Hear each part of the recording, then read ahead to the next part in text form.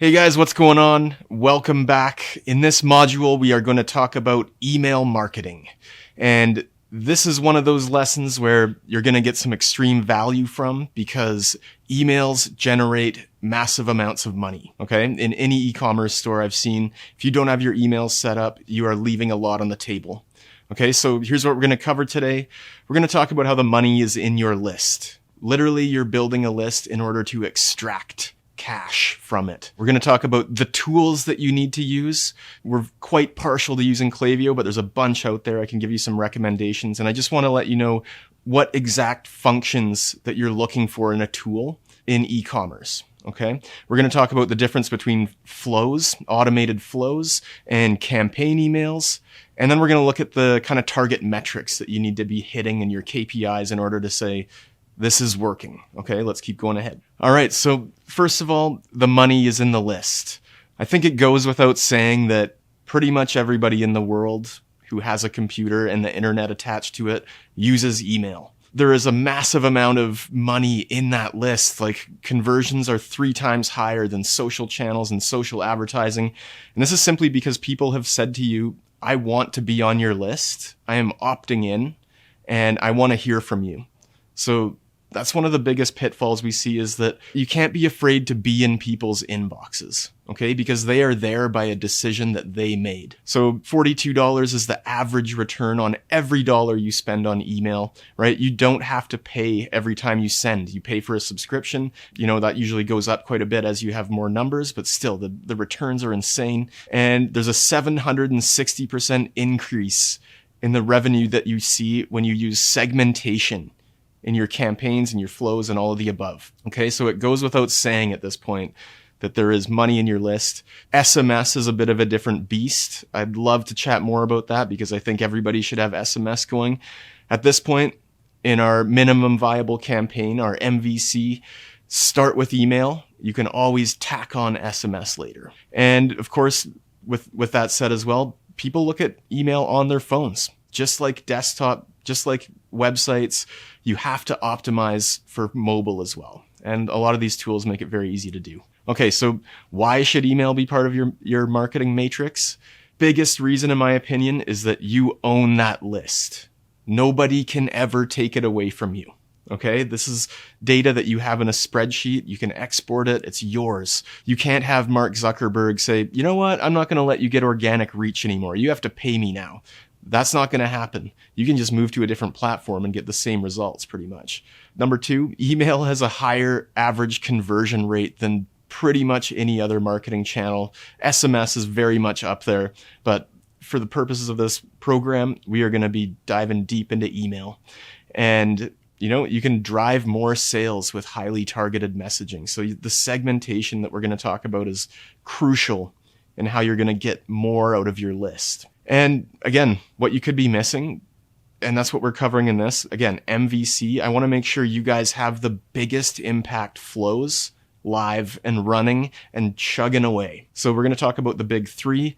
I'm going to give you some tips and tricks on a bunch of other ones that you could be doing, but we're going to talk about how you can get those big 3 pumping because those are the ones that make the most money.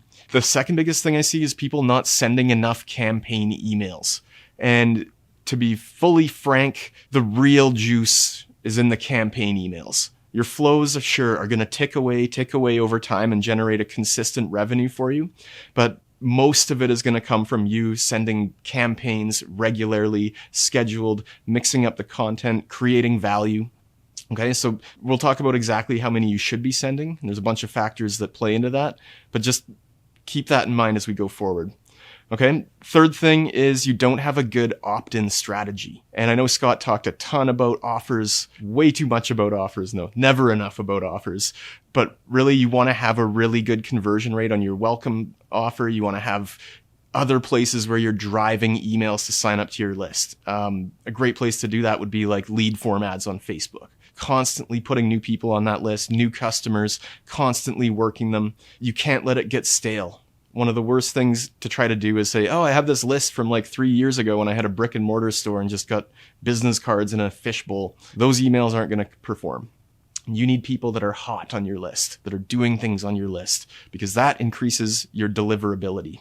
All right. On average, this is huge, and this is no joke. We see 20 to 40% of our client revenue, our student revenue, come from emails alone. That's not even including SMS, and we have SMS tacked onto pretty much everyone.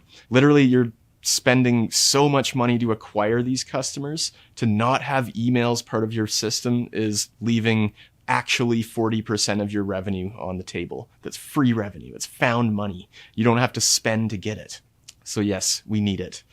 The problem? Email marketing is hard. Similar to web dev and web design, you need to have a lot of skills in order to effectively use email marketing, right? So you have to be a designer or know a designer or have someone designing for you. You have to be a copywriter. You have to be a strategist. You have to have time on your hands. You have to know your platform and how to set it up and how to create flows. And there's a lot of different complexities in there. You have to be an engineer. All right. So it's really important. Maybe you're working with a VA or some kind of freelancer that's able to do your design for you. I always say one of the biggest skills an entrepreneur can have, especially when you're starting out, is the ability to copyright.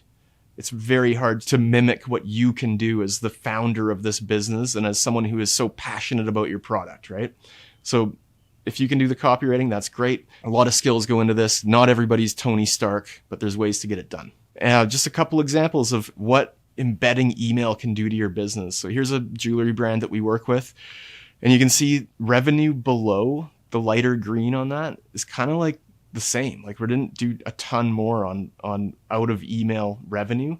However, everything above that is tacked on. It's additional to what they were doing before. All right, here's another one, a clothing brand. Yes, we actually started doing better month over month without emails, but emails were literally the catalyst that doubled that growth, doubled the sales month over month. You know, just looking at what these things look like when you send it, some of the metrics here is, 29% open rate, pretty good. A lot of people clicking, 54 people purchasing. We need to be able to see these metrics. You need a tool that allows you to do that. And this one here wasn't designed to get purchases. This was a thank you email after all the hubbub of a BFCM campaign. We're just, one of the strategies is write a plain text email that comes from the owner or the CEO that just says, hey, thank you for an amazing year. We're not trying to get them to purchase, but guess what? A lot of times they still do. Here's another one. Lower open rate, higher click rate, way more purchases.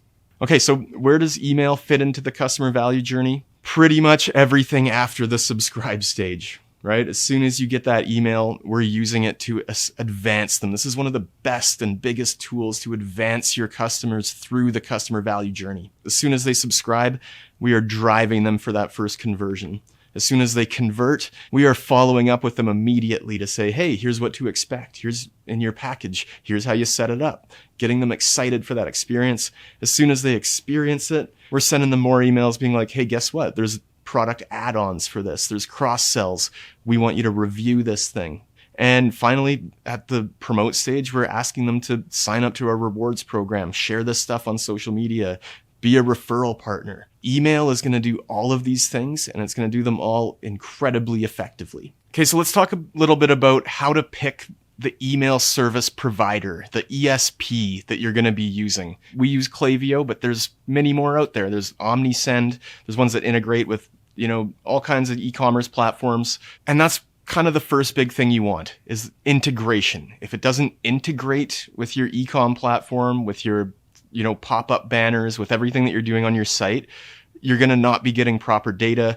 Nothing is going to work properly. You're going to look for a CRM, which is a customer relationship management function. HubSpot does that. There's a lot of big ones, Salesforce, but these ones designed for e-commerce are much more designed for e-commerce, right? It's not so much individual conversations we're looking at. We're looking at automating conversations, segmenting our conversations, and speaking to a larger amount of people at once. You want detailed activity history, so you can go into each profile and see what they've done on your site, how they engage with your emails, and you want to be able to pull that data, and it's going to be very important stuff.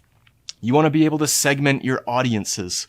We're going to talk a little bit about deliverability in this course, but if you can't segment your 90-day engaged audience, you're going to have a hard time getting opens, getting those high open rates and being trusted by your ESP or email service provider.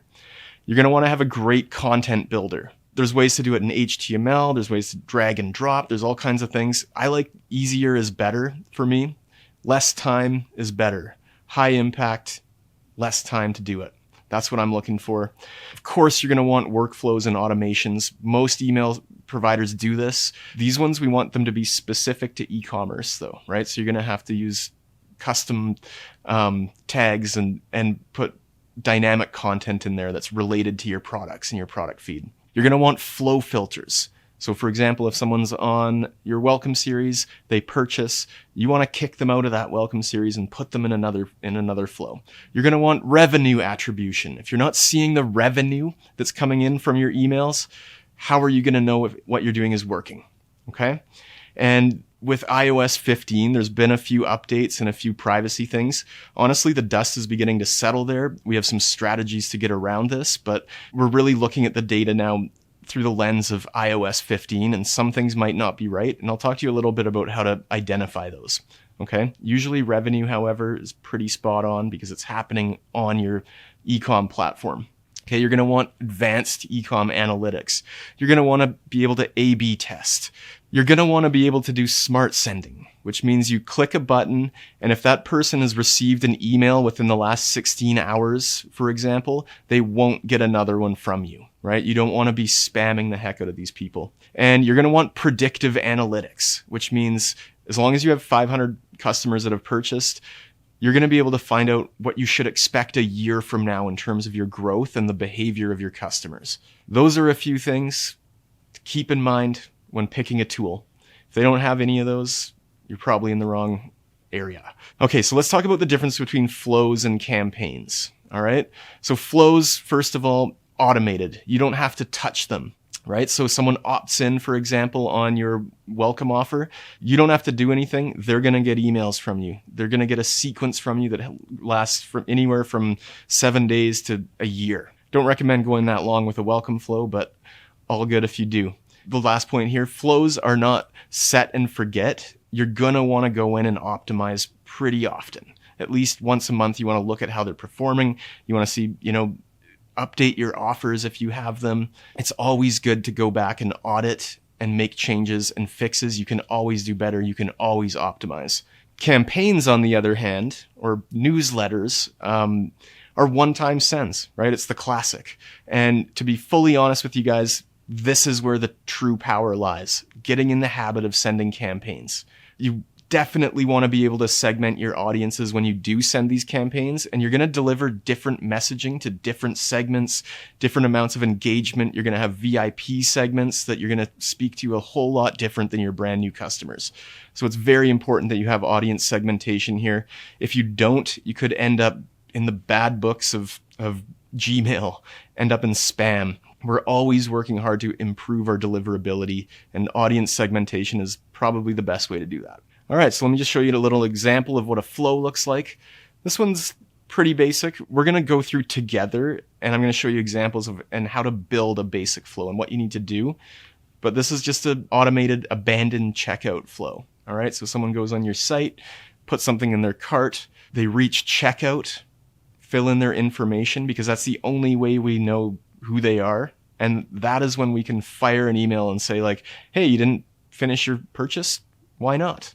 Here's your cart. Come back. We'll give you free shipping. We'll give you 10% off. Here's an example of a campaign email. Guess what? It looks probably very similar to any of your flows. In any situation, you guys, you have the ability to make it look like however you want it to look. From plain text to highly designed with GIFs and all that kind of stuff. We're going to talk a lot more about what kind of creative and copy goes into your emails, but just wanted to give you an example. And finally, let's just talk about the metrics that we should be looking at and kind of the goals and the KPIs. Yeah, so here's a chart that just shows you what you should be shooting for. You want to be in the white, you want to be in the green, you want to be above that 25% open rate, you want to be getting all the clicks that you possibly can, you want to be getting all the conversions that you possibly can. Living in the red area can be dangerous. Living under KPI can get you, it's a spiral. The worse you do, the worse you do. So it's really important that if someone tells you, hey, just hit up your whole list every single day with whatever you're selling that day, that's going to get you in trouble. And continuing to do that is going to get you into more trouble.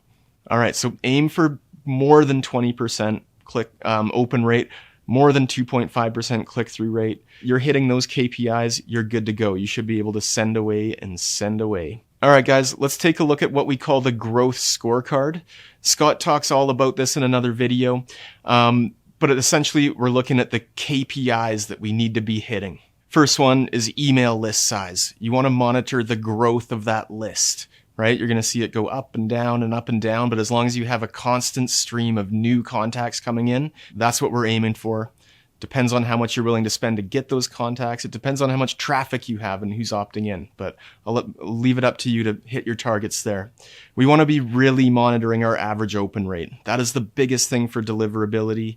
We want to be monitoring our click rate. That is probably the second biggest thing for deliverability. And probably the biggest thing that you're going to be wanting to look at, because it directly affects your pocketbook, is the revenue that's attributed to your flows, as well as your revenue attributed to your campaigns. And it's important to look at those things separately. Okay, so just for now, those are the ones we're going to watch. So I just mentioned a whole lot of technical terms on email marketing. We're going to talk about them more and more and more, so you should be starting to feel a bit more comfortable here.